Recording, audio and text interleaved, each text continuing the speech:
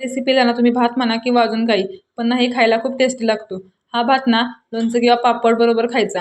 ह्याला ना जास्त थंड होऊ द्यायचं नाही, नाहीतर ना एकदम घट्ट आणि चिकट होऊन जातो. ह्याच्यासाठी ना मी 1 वाटी तांदूळ आणि अर्धी वाटी ना तूर डाळ घेतली. चांगली 2-3 वेळा धुवून घेतली.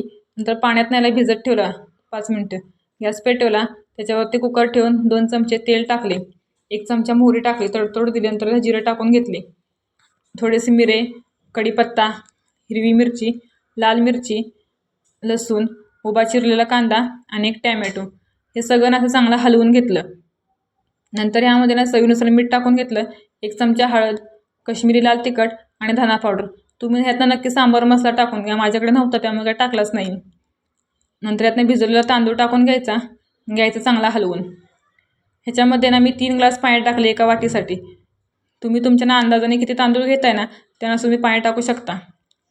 चांगल्या 5-6 शिट्ट्या होऊ दिल्या आणि नंतर कुकर थंड झाला की मग घ्यायचं झाकण काढून. मी ना 15-20 मिनटं चिंच ना भिजत घातली होती. चिंचेचा कोळ ह्यात घ्यायचा टाकून चांगला हलवायचा. नंतर वरून टाकायची कोथिंबीर.